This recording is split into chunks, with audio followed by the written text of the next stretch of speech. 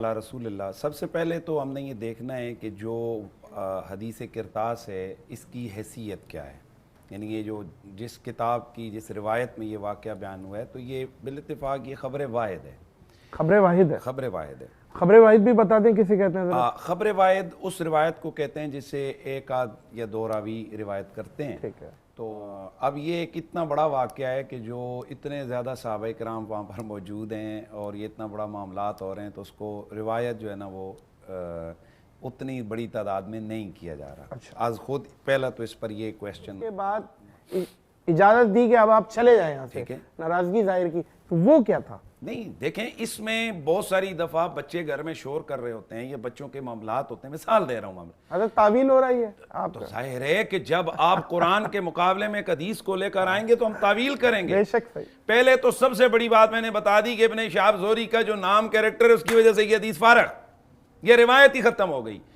برسبیل یعنی قبول اسے مسلمانوں کے سب سے بڑے محدث جن کی آج صحیح کو مسلمان قرآن کے بعد سب سے بڑا درجہ دیتے ہیں، صحیح بخاری، اس میں 7 مقامات پر جو مجھ سے چاہے وہ، کیونکہ طوالت کو پیش نظر رکھتے ہوئے میں حدیث کے مکمل نمبر اور مکمل متن نہ پڑھ سکوں گا، جو بعد میں لینا چاہے وہ مجھ سے حدیث کے نمبر لے سکتا ہے. 7 جگہوں پہ بخاری نے اس حدیث کو مختلف جگہوں پہ نقل کیا. یہ حدیث صرف صحیح بخاری میں نہیں آئی، اسے مسلم نے لکھا، اسے ترمذی نے لکھا. بعد میں بخاری کی شرح لکھنے والوں میں سے سب سے بڑے شارح ابن حجر عسقلانی نے فتح الباری میں لکھا. اور پھر آج تک اس حدیث کو اہل سنت کے اکابرین نے موضوع قرار دیا ہے. یہ حدیث مستند ہے، صحیح اسناد کے ساتھ ہے. اس حدیث کے جو بخاری نے راوی لیے ہیں وہ راوی مختلف 4 لوگ ہیں. 4 مختلف لوگوں سے انہوں نے حدیث لی ہے، لیکن جس نے بیان کی ہے وہ ایک ہی ہے. یہ حدیث جو آئی ہے یہ پہنچی ہے عبداللہ ابن عباس سے. عبداللہ ابن عباس کوئی عام صحابی نہیں، مفسر قرآن ہے. رسول اللہ نے ان کی شان میں بہت سی حدیث بھی بیان کی ہوئی ہے. عبداللہ ابن عباس اس کا مرکزی راوی ہے. اس کے بعد سعید ابن جبیر نے بھی لی ہے، عبداللہ ابن مسعود نے بھی لی ہے، مختلف راوی ہے. عبداللہ ابن عباس کہتا ہے کہ وہ اپنی زندگی میں کہا کرتے تھے یوم الخمیس ما یوم الخمیس، ہائے جمعرات کا دن، ہائے وہ جمعرات کا دن. بخاری کہتا ہے، صحیح بخاری میں بالکل انہی الفاظ کے ساتھ ہے کہ جب عبداللہ ابن عباس کہتے جمعرات کا دن، یوم الخمیس ما یوم الخمیس، جمعرات کا دن، ہائے جمعرات کا دن، یہ کہہ کے وہ روتے، اتنا روتے کہ زمین پر پڑے ہوئے کنکر ان کے آنسوؤں سے تر ہو جاتے. جب وہ اس شدت کے ساتھ روتے اور پھر مختلف لوگ جو ان کے پاس بیٹھے ہوتے انہوں نے اس روایت اس حدیث کو نقل کیا کہ وہ کہتے ہیں کہ ہائے کاش میں اپنی زندگی میں وہ جمعرات نہ دیکھتا کہ جب رسول اپنے حجرے میں شدت مرض میں تڑپ رہے تھے اور رسول نے اپنے حجرے میں کہا تھا کہ آؤ میں تمہیں کچھ لکھ دوں، کاغذ اور قلم لے کے آؤ. سنیے گا حدیث، کاغذ اور قلم لے کے آؤ، قلم اور کرتاس لے کے آؤ تاکہ میں تمہیں کچھ لکھ دوں، تاکہ تم میرے بعد گمراہ نہ ہو جاؤ. لفظ با لفظ بخاری سے حدیث لے کے پڑھ رہا ہوں. جس کو چاہیے حوالہ میرے پاس اس وقت بھی ڈیجیٹل لائبریری میں فون میں موجود. 7 مقامات میں صحیح بخاری میں، مسلم نے، جتنی کتابیں چاہو گے اس میں لکھا ہوا ہے. رسول اللہ نے کہا کہ مجھے کاغذ اور قلم دو، میں تمہیں کچھ لکھ دوں تاکہ، ایک ایک لفظ پہ غور کرنا، تاکہ میرے بعد تم گمراہ نہ ہو جاؤ.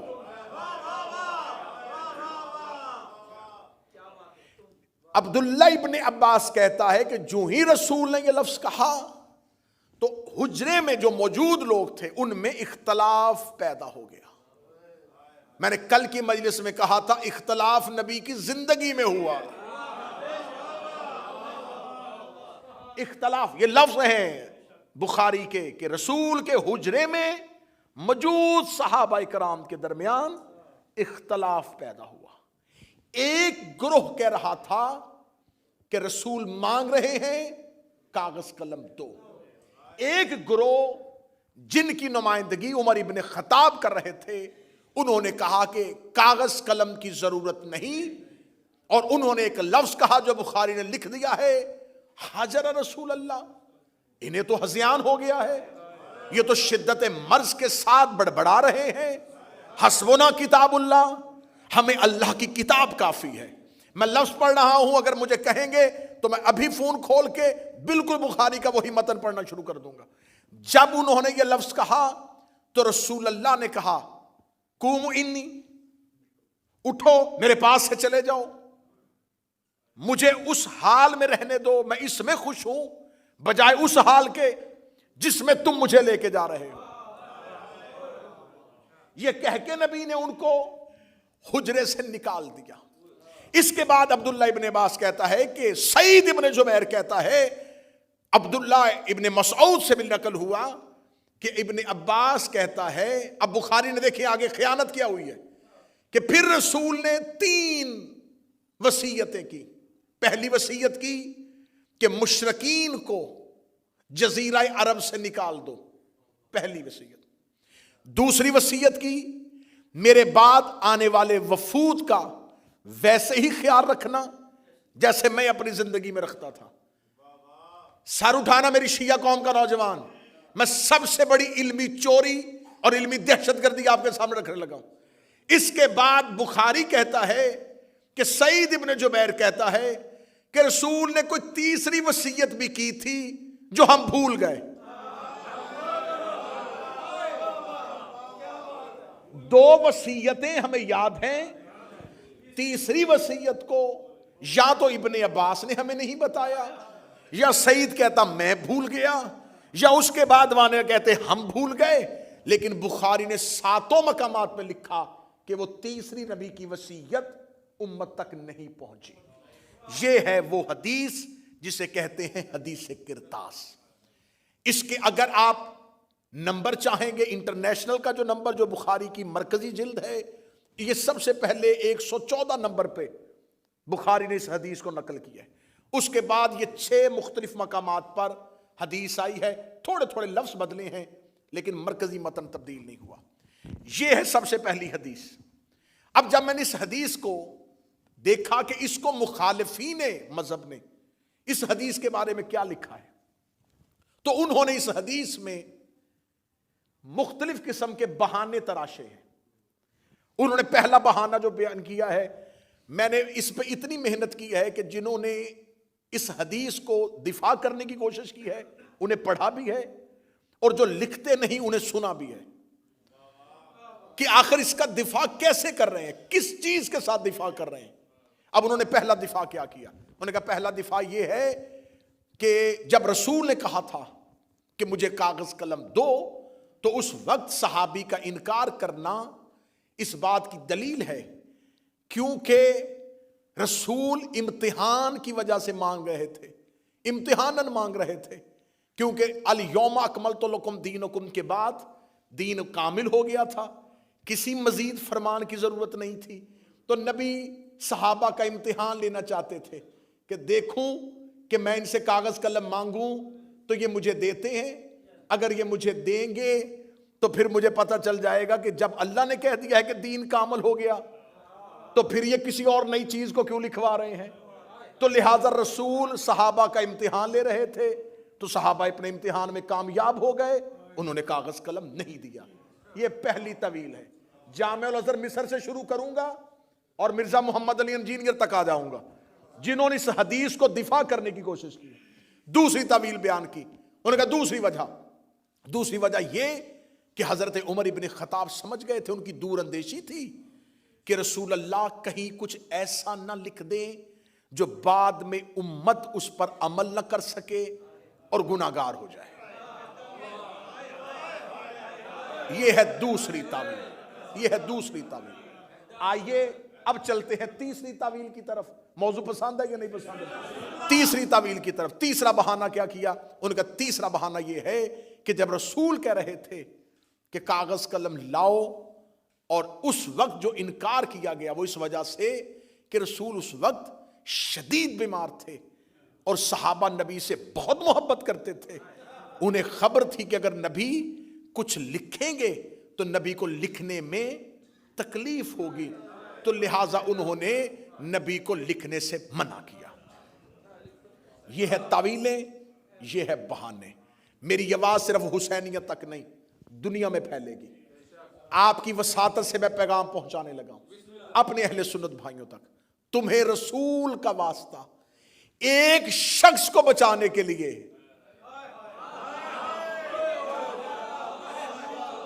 صرف ایک پرسنالٹی کو بچانے کے لیے، ایک ذات کو بچانے کے لیے، اسلام کے ساتھ اتنا گھرونا مذاق نہ کرو. حقیقت کا سامنا کرو، حقیقت کو آنکھوں میں آنکھیں ڈال کے قبول کرو. اب تم نے 4 طویلیں کی جو تمہارے جامع الازہر مصر سے شروع ہوئیں اور جہلم میں بیٹھے ہوئے مرزا محمد علی تک، اس نے یہی طویلیں پیش کی. یہی وجہ تھی، اس کے علاوہ کوئی وجہ نہیں تھی. آؤ ایک ایک طویل پہ بات کرتے ہیں. پہلی طویل، تم نے کہا کہ رسول نے امتحاناً کہا تھا. جب رسول نے امتحاناً کہا تھا تو جب صحابہ امتحان میں کامیاب ہو گئے تو رسول نے بجائے مبارک دینے کے حجرے سے کیوں نکالا؟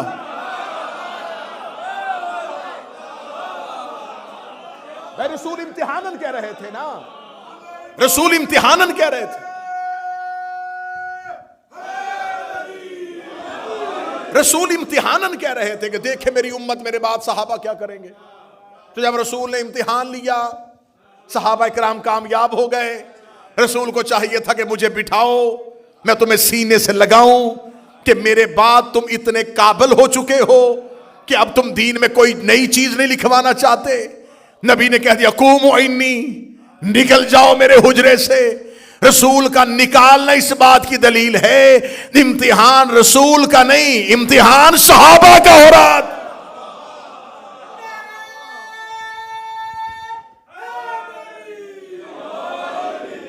اب اس حدیث کو، اور میں جب اس پہ پورا تیار کر رہا تھا کہ اس حدیث کو ہم نے کیسے دفاعی پوزیشن پہ آ کے اس کا سامنا کرنا ہے، تو میں سب کو سن رہا تھا رائزہ. تو مجھے ایک یوٹیوب پر سکالر ہے مرزا محمد علی، اس نے اپنے اس حدیث پہ بحث کرتے ہوئے قبلہ کہا کہ یہ وہ ہڈی ہے حدیث کرتاس جسے نہ اہل سنت نگل سکتے ہیں نہ اگل سکتے ہیں. اس کا جو اس میں ویڈیو ہے وہ شروع یہاں سے ہوئی ہے، شروع ہی یہاں سے ہوئی ہے. وہ کہتا ہے کہ حدیث کرتاس وہ ہڈی ہے جسے نہ ہم اگل سکتے ہیں نہ ہم نگل سکتے ہیں. اس میں بہت اچھی بات کی مولانا محمد اسحاق نے بھی. انہوں نے کہا ہاں حدیث تو بڑی پکی ہے اور یہ مان لینا چاہیے اہل سنت کو کہ اس دور کے اکابرین سے غلطی ہو گئی. مان لے، غلطی مان لے، جان چھڑوائیں. بجائے غلطی ماننے کے اتنے نامعقول بہانے کیوں کر رہے ہو، اتنے غیر معقول بہانے کیوں کر رہے ہو کہ رسول امتحان لے رہے تھے. اچھا اس حدیث میں کیا دیکھیں، رسول نے کیا کہا، اس حدیث کو سمجھیے. نبی نے کہا مجھے قلم اور کاغذ دو تاکہ میں تمہیں کچھ لکھ دوں تاکہ تم میرے بعد گمراہ نہ ہونا. اب سننا، میں نتیجہ دینے لگا ہوں، میں جگر کا لہو دے رہا ہوں. تاکہ تم میرے بعد گمراہ نہ، تاکہ تم میرے بعد گمراہ نہ ہونا. اس کا مطلب ہے کہ رسول نے کہا تھا، شرط لگا دی تھی، مشروط کر دیا تھا کہ اگر نہ لکھواؤ گے تو گمراہ ہو جاؤ گے. نہ مجھے مجمع کی تائید چاہیے. رسول نے شرط رکھ دی تھی اگر نہ لکھواؤ گے تو گمراہ ہو جاؤ گے. اب تمہارے پاس 2 گلیاں ہیں، اپنی مرضی سے جس مرضی گلی میں چلا جا.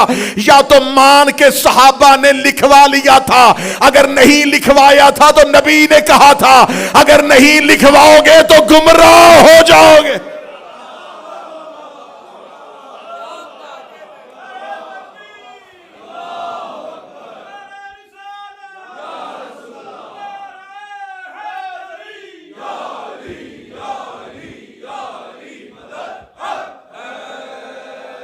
اگر نہ لکھواؤ گے تو گمراہ ہو جاؤ گے. اس کا مطلب ہے کہ جو اس وقت موجود تھے، حاضر تھے، رسول انہیں کہہ رہے ہیں اگر تم نے نہ لکھوایا. نہیں میں کائنات کے سب سے بڑے نبی کی حکمت پڑھ رہا ہوں. نبی نے فرمایا اگر تم نے نہ لکھوایا تم گمراہ ہو جاؤ گے. اس کا مطلب کہ آج تک امت میں جو گمراہ ہو رہا ہے, کیونکہ ہم تو وہاں تھے ہی نہیں. بولو جو حسین کے نوکر بیٹھے ہو, میرا آج کا اہل سنت بھائی, تم بھی وہاں پہ نہیں تھے, فرقے بنے ہی نہیں تھے. جب تم بنے ہی نہیں تھے تو اس کا مطلب کہ آج جو گمراہ ہو رہا ہے ہم تو وہاں پر تھے ہی نہیں. وہاں پر تو کچھ اور لوگ موجود تھے جنہیں نبی نے کہا تھا اگر تم نے نہ لکھوایا تو تم گمراہ ہو جاؤ گے. اس کا مطلب وہ گمراہ ہوئے تھے کاغذ قلم نہ دینے کی وجہ سے. قیامت تک امت گمراہ ہوگی ان کی وجہ سے.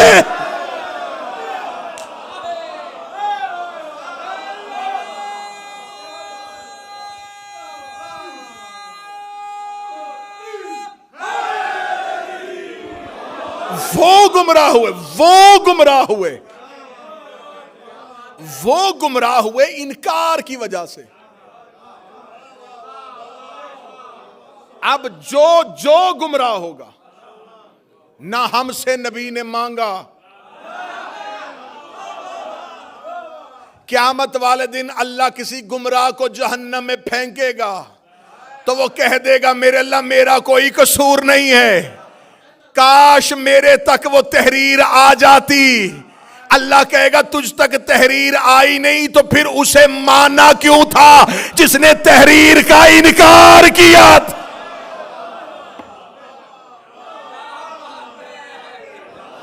امت گمراہ,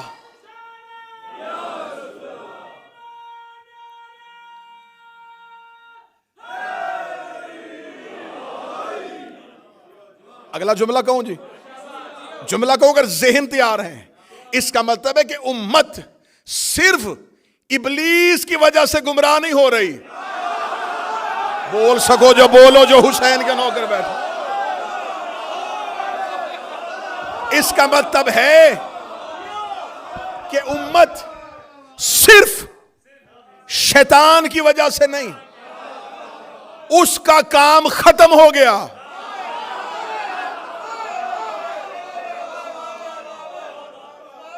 رسول کہہ رہا ہے لن تضلوا بعدہ, نہ گمراہ ہو جانا میرے بعد.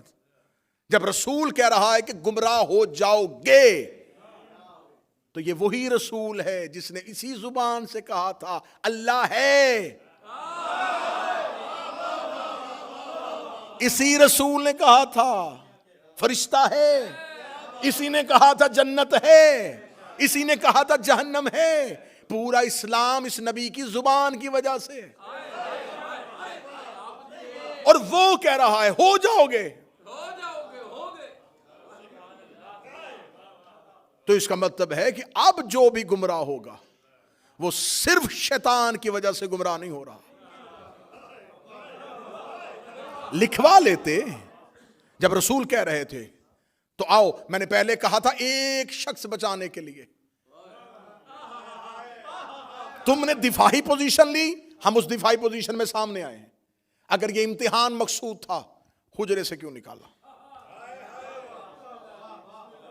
اچھا دوسری دلیل کیا دی؟ دوسری دلیل یہ کہ انہوں نے دور اندیشی سے یہ فیصلہ کر دیا تھا کہ رسول کہیں کچھ ایسا نہ لکھ دیں جو بعد میں مسلمانوں سے ہو نہ سکے اور وہ گناہگار ہو جائیں. اچھا یہ بات نبی کے ذہن میں نہیں آئی,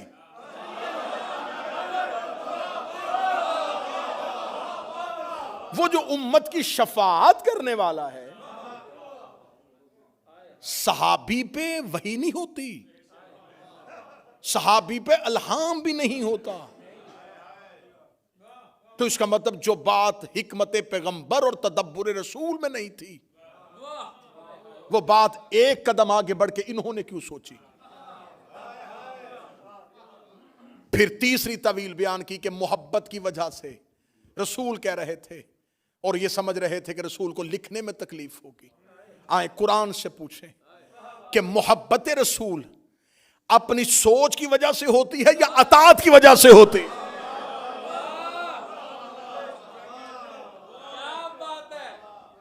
میں اٹھوں اور میں صبح فجر کی نماز پڑھوں, 2 رکعت پڑھوں اور مجھے لطف آئے, میں دوسری رکعت میں بجائے تشہد کے بیٹھنے کے میں اٹھ کے کھڑا ہو جاؤں, میں عشق میں تیسری بھی پڑھوں اور پڑھوں بھی سورہ یاسین اور قرات بھی بڑی خوبصورت کروں اور روؤں بھی آنسوؤں کے ساتھ, اور میں قبلہ ارشد ترابی صاحب سے پوچھوں قبلہ آج صبح نماز میں اتنا لطف آیا کہ میں نے 2 رکعت پہ رکا ہی نہیں, میں نے تیسری بھی پڑھ دی, یہ فوراً کہیں گے دوبارہ نماز ادا کر کیونکہ تیری نماز باطل ہو گئی. میں نے کہا تیسری رکعت میں یاسین پڑھی تھی, رکوع میں رویا بھی بڑا تھا, انہوں نے کہا 2 پڑھی تھی تو اطاعت تھی, تیسری پڑھی تو بغاوت ہو گئی.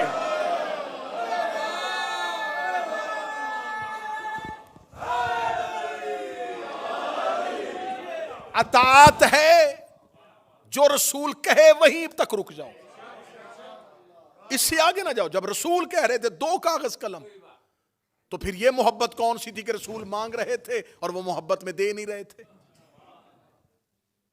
اب دیکھیں سامنے دشمن بھی بڑا شاطر ہوتا ہے, انہوں نے یہ طویلیں بیان کی, جب ہمارے علماء نے آگے سے دفاع کیا انہوں نے پھر آگے سے ایک پوزیشن اور لی. میں اگلی پوزیشن پہ جانے لگا, اب میں اگلے مورچوں پہ آ گیا ہوں.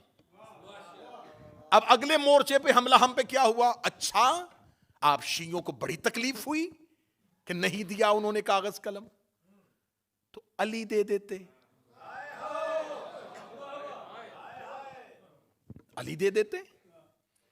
اچھا یہ حکمت مجھے آج تک سمجھ میں نہیں آئی کہ جواب دینے کی بجائے فوراً کہتے ہیں علی نے کیوں نہیں کیا, علی نے تلوار کیوں نہیں اٹھائی, علی نے یہ کام کیوں نہیں کیا, علی نے یہ کام کیوں نہیں کیا. اچھا چلے آئیں, کہتے ہیں جی کہ اس وقت ایک ترک ہے بخاری کا جس میں اس نے لکھا ہے کہ اس وقت حجرے میں صحابہ اور اہل بیت, لیکن جو ہمارے محدثین نے بتایا انہوں نے کہا وہ اہل بیت سے مراد اہل کسان نہیں, بلکہ اہل بیت سے مراد جو گھر میں لوگ رہتے تھے وہ اس وقت حجرے میں موجود تھے, ان میں ازواج بھی ہو سکتی ہیں اور نبی کی 2 بیویوں کا وہاں پر ہونا اس حدیث میں ظاہر ہو رہا ہے, کیونکہ اس کی اگلی روایت جو ہے اس کے آگے جو چلتی ہے اس میں بیان ہو رہا ہے ان 2 نبی کی بیویوں کا وہاں پر موجود ہونا. تو ہمارے محدثین نے لکھا کہ وہ اگر گھر والوں کی وجہ سے ہے, یہاں پر علی موجود نہیں ہے. چلیں مان لیا تم کہتے ہو کہ علی کو دے دینا چاہیے تھا, رسول نے اگر علی سے مانگا ہوتا, سر نہیں ہلائیے گا میں دفاع کر رہا ہوں تمہارے مذہب کا, رسول نے جب جہاں جہاں حکم دیا علی کا نام لے کے دیا, یا علی خیبر میں جائیے, یا علی بستر پہ سوئیے, یا علی سورہ برات کی تبلیغ کے لیے جائیے. رسول جب بھی حکم علی کو دیتے تھے تو مخاطب کر کے دیتے تھے. یہاں پر تو رسول نے یہ نہیں کہا اے علی مجھے کاغذ قلم دیجئے, کہتے جی اچھا اگر علی کو نہیں دیا تو موجود تو تھے نا, تو جب سب موجود تھے تو اس کا مطلب پھر علی کو دے دینا چاہیے تھا. علی کا نام نہیں لیا تو جس کا آپ انکار کر رہے ہیں اس کا بھی نام نہیں لیا, اچھا اس کا بھی انکار میں نام نہیں لیا. تو اب آیا ہے خود اپنے ہی جال میں سیا کہ جب رسول نے اتنے حجرے میں لوگوں میں کسی ایک کا نام نہیں لیا تھا تو جواب ایک نے کیوں دیا؟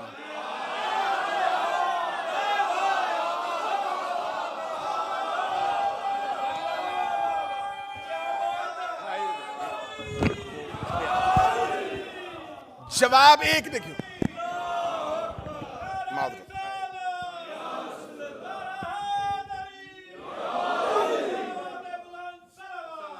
اللہم صلی علی محمد. جواب بتا رہا ہے کہ مخاطب کون تھا.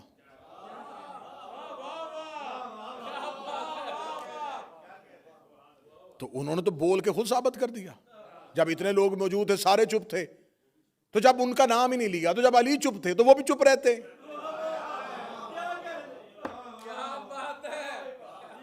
اچھا علی نے کاغذ قلم کیوں نہیں دیا، اس بات میں بحث بعد میں کریں گے، پہلے یہ بتاؤ علی نے انکار تو نہیں نہ کیا؟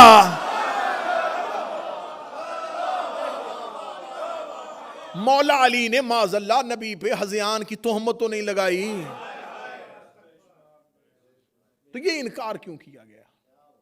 دوسری ایک اور سکالر اٹھا، اس نے کہا دیکھیں یہ بات شیعہ ذاکرین کرتے ہیں اور شیعہ علماء کرتے ہیں، لیکن انہیں یہ بتانا چاہیے اپنی قوم کو کہ جب رسول اللہ یہ حکم دے رہے تھے تو جب رسول کو پتا تھا، عالم الغیب تھے، شیعہ تو کہتے ہیں نبی کے علم غیب کے ماننے والے ہیں، تو یہ نبی کے علم غیب کے معتقد ہیں، تو پھر ان کو یہ ماننا چاہیے کہ جب نبی کو خبر تھی کہ مجھے کاغذ قلم نہیں دیں گے تو نبی نے مانگا کیوں؟ این آخری وقت میں نبی اپنے آخری لمحوں میں، آخری سانسوں میں کیوں وہ چیز مانگ رہے ہیں جس کے بارے میں نبی کو اندیشہ بھی ہو کہ یہ مجھے انکار کریں گے، اس سے مجھے تکلیف ہوگی، جھگڑا ہو جائے گا، امت گروہوں کا شکار ہو جائے گی، مجمع سارا چپ بھی ہو جائے، جہاں مجھے بات پہنچانی میں وہاں پہنچانے لگا ہوں۔ جب اللہ کو پتا تھا شیطان نے سجدہ نہیں کرنا، اس نے حکم دیا کیوں تھا؟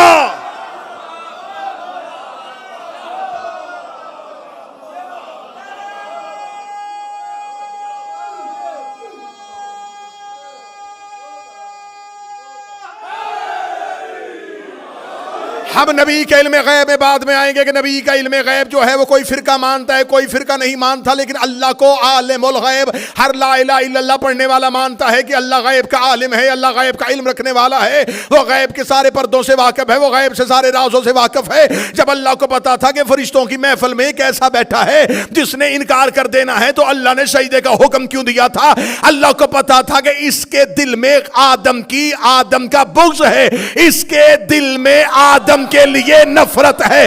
اللہ کو پتا تھا کہ جب تک میں آدم کی خلافت کا اعلان نہیں کروں گا اس کی دل کی منافقت زبان پہ نہیں آئے گی۔ اللہ نے آدم کی خلافت کا اعلان کیا تاکہ منافقت باہر آئے، نبی نے کاغذ قلم مانگا تاکہ منافقت باہر آئے۔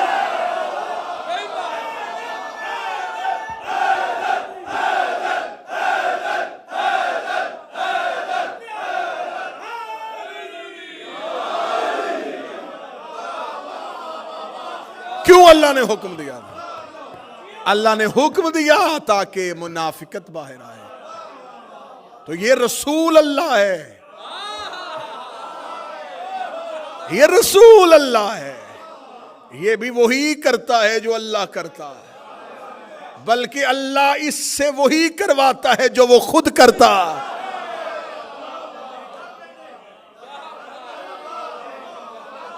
اللہ نے کیا تھا تاکہ منافقت باہر آئے، نبی نے بھی کیا تاکہ منافقت باہر آئے۔ اللہ سجدے کا حکم نہ دیتا، حسینیہ بریڈ فورڈ گرد و نواح والو، برطانیہ والو، جملہ بہت مشکل سے قبول ہونے والا لیکن کرنا۔ اللہ اگر حکم آدم کے سجدے کا نہ دیتا تو آج تک شیطان بھی علیہ السلام ہوتا۔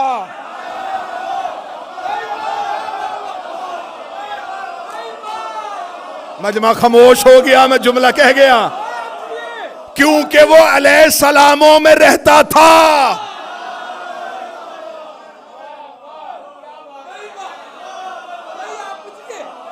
اگر اللہ حکم نہ دیتا وہ آج تک نہ ہم سے پکڑا جاتا۔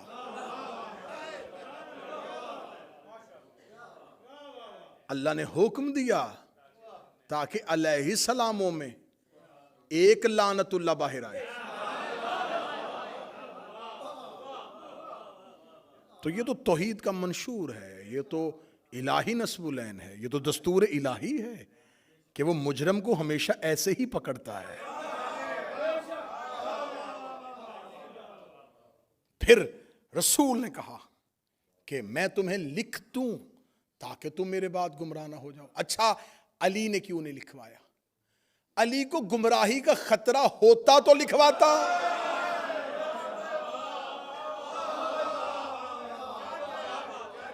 لکھوا لیتے، علی تم لکھو قرآن کی حاشیے میں کہ علی کو گمراہی کا اندیشہ تھا۔ علی تو معصوم ہے۔ تو رسول نے ساتھ ہی کہا تھا کہ وہ لکھوائے جس نے بعد میں گمراہ ہونا ہے. سرنا ہلانا, زبان سے بولنا, میں محنت کر کے پڑھ رہا ہوں. تم علی کی بات کرتے ہو, سلمان نے بھی نہیں لکھوایا, عمار نے بھی نہیں لکھوایا, مقداد نے بھی نہیں لکھوایا. جب ڈاکٹر نسخہ لکھتا ہے تو بیمار ہاتھ آگے کرتا ہے.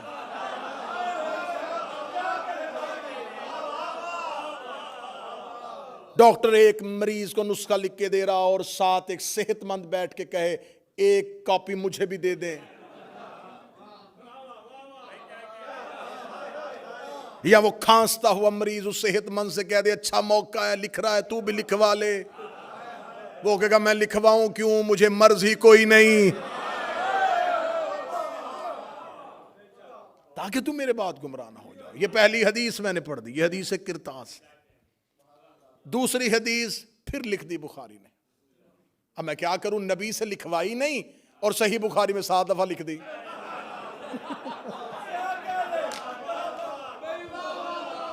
نبی سے, قبلہ ترابی صاحب, نبی سے ایک بار نہیں لکھوائی. اللہم صلی اللہ, نبی سے ایک دفعہ نہیں لکھوائی اور بخاری میں بار بار لکھ دی. چلے میں, کیونکہ یہ ویڈیو کیمرے کی موجودگی میں بات ہو رہی ہے, تو یہ جو حدیث کرتاس ہے یہ بخاری میں پہلا اس کا حدیث نمبر 114 3168 دوسری جگہ پہ آئی, 4431 تیسری جگہ پہ آئی, 4432 چوتھی جگہ پہ آئی, 7366 یہ 5ویں جگہ پہ آئی ہے, 3053 اور 5669 یہ ہے 7 وہ حدیثوں کا نمبر جس میں بخاری نے حدیث کرتاس کو لکھا. اب میں جو حدیث آپ کے سامنے پڑھنے لگا ہوں, اس حدیث کو پھر بخاری نے 6576 پہلا نمبر, 2367 دوسرا نمبر, 6582 تیسرا نمبر, 6585 6586 پہ بھی یہی, 6587 پہ بھی یہی, 7048 پہ بھی یہی, 7049 پہ بھی یہی اور 7051 پہ بھی یہی. یہ اگلی حدیث میں پڑھنے لگا ہوں. پہلی اتر گئی جی, رسول نے کہا لکھ دیں, انہوں نے کہا ہمیں نہیں لکھوانا. کیوں؟ حسبنا کتاب اللہ, ہمیں اللہ کی کتاب کافی. رسول نے ایک حدیث کہی ہے انی تارکن فیکم الثقلین, میں تمہارے درمیان 2 چیزیں چھوڑ کے جاؤں, کتاب اللہ و اطرتی اہل بیت, ایک اللہ کی کتاب اور ایک میری اطاعت. اس حدیث کو بدلا نہیں, رسول نے کہا میں قرآن چھوڑ کے جا رہا ہوں اور سنت چھوڑ کے جا رہا ہوں. اچھا, رسول چیزیں 2 چھوڑ کے جا رہے, قرآن اور سنت, اور جو حجرے میں شخص کھڑا ہے وہ کہہ رہا ہے ہمیں صرف قرآن چاہیے.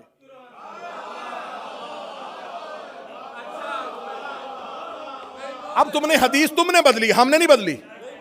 حدیث تم نے بدلی ہے, اب تمہاری بدلی حدیث تمہارے گلے میں آنے لگی ہے. تم نے کہا نبی 2 چیزیں چھوڑ کے گئے, ایک قرآن اور ایک سنت. یہ حدیث بھی تمہاری ہے اور جو حجرے میں بول رہا ہے وہ بھی تمہارا ہے. وہ کہہ رہے ہمیں صرف قرآن چاہیے. اب سر نہیں, مجھے مجمع کی زبان سے تائی چاہیے. جب اس نے کہہ دیا تھا ہمیں صرف قرآن کافی ہے, تو تمہارا فرقہ اہل قرآن ہونا چاہیے تھا, اہل سنت نہیں ہونا چاہیے.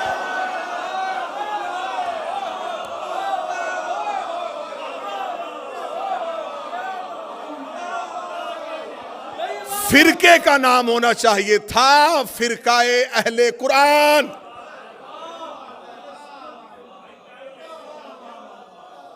کیونکہ صرف قرآن کافی ہے, ہمیں صرف قرآن کافی ہے. پھر آج میرا اہل سنت بھائی جو اس مجمع میں موجود ہے یا جو جہاں جہاں سنے گا, آج کے بعد یا اس شخص کو ماننا یا حدیث ماننا.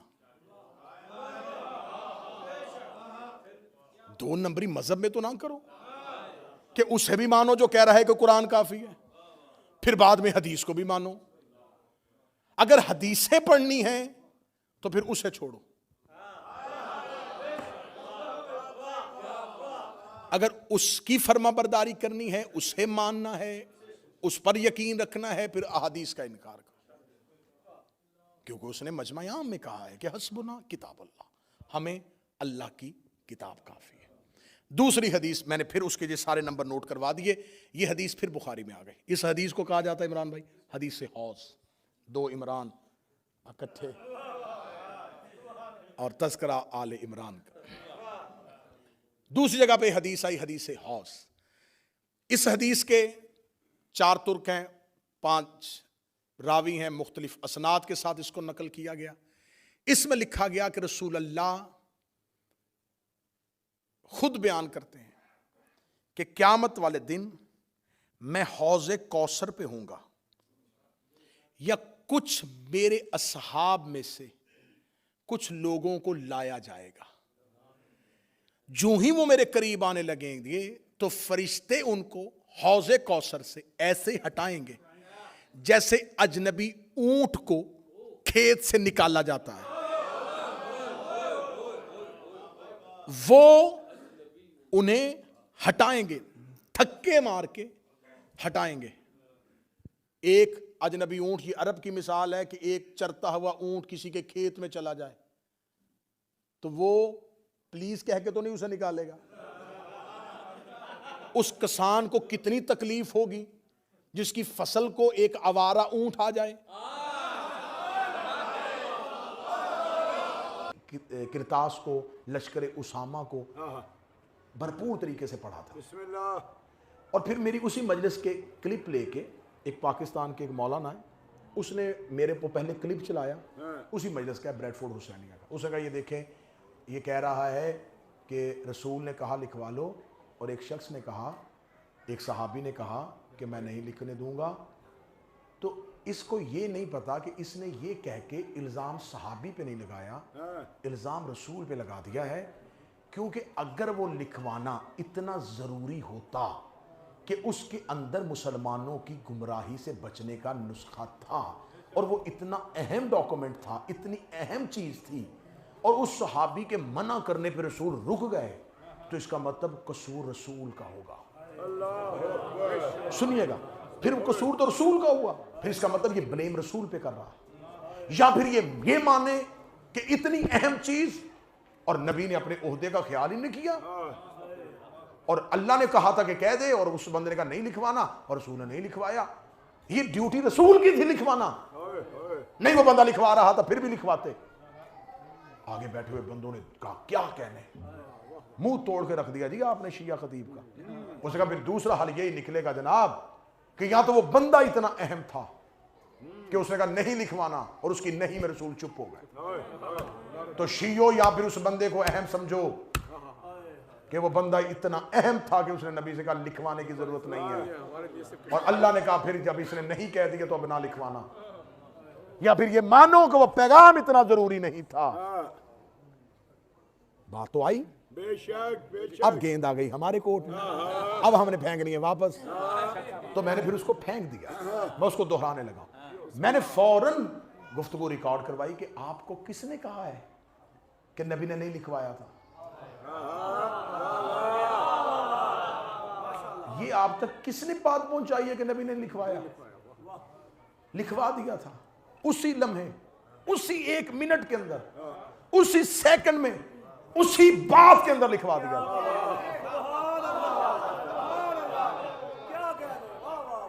پورا تجسس پیدا کر دیا کہ بھئی لکھوایا ہے نبی نے، لکھوایا ہے، لکھوایا ہے، میں تمہیں کہہ رہا ہوں نبی نے لکھوایا ہے۔ نبی نے کہا تھا میں تمہیں لکھ کے دوں گا کہ تم گمراہ نہ ہوگے، جس کا لکھنا تھا وہی بندہ اٹھ کے کھڑا ہو گیا کہ ہمیں لکھوانے کی ضرورت نہیں ہے۔ نبی نے کہا جو لکھوانا تھا وہ دکھا دیا ہے، اب میں نے گمراہی دکھا دی ہے، اس کا مطلب اس کا اٹھنا ہی محمد کا لکھنا